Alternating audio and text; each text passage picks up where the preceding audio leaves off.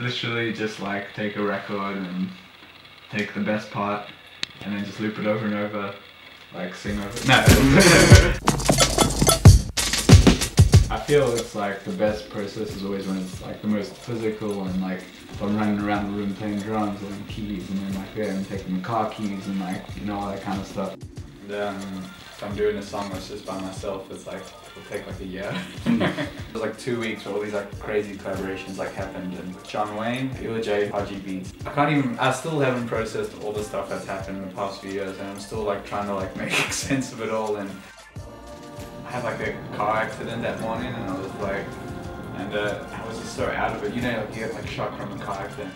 We just had the craziest like session with everyone until 8 AM in the morning. There's like hours and hours of stuff just like on my hard drive which I have to go through. Just like waiting for it to like show its purpose. Like I've worked on some of the things and like some of the songs, but it's just like it's not clear what they're for yet. Like it was such a wild dream. Like, you know, I was just in, you know, just like in, you know, a little like foresty area in Sydney. Like I was so cut off from any music industry or anything. I was just on my own, and then it was just like we dream of like something like that happening, and then it happened.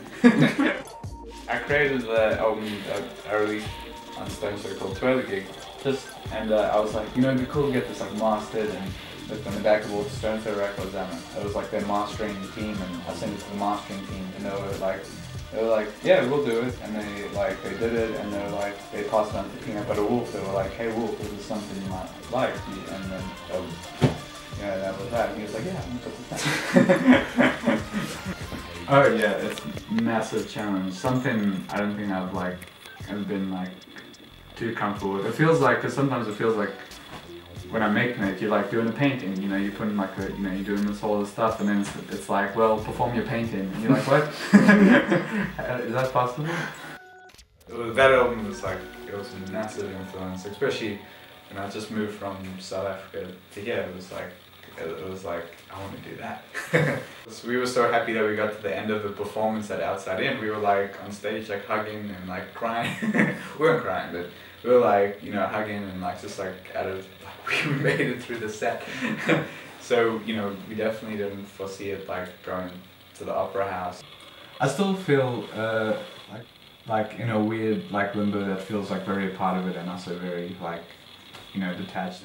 I don't really have control over like where I sit in things, or, you know, I still don't like really believe like the weight of like Facebook likes and that kind of stuff, and YouTube views, and so it's hard to like gauge. I still feel it's like really new as well, like a new kind of energy. The one artist that's probably like, I don't know, inspiring me the most these days is like an artist by the name of Bus Vipers, or Pudgy, hasn't decided it. And he's an amazing musician, like, and like crazy genius that I have trouble. Wait, that's gonna sound so wrong, but getting out of my bathtub, because he loves to take baths in my house.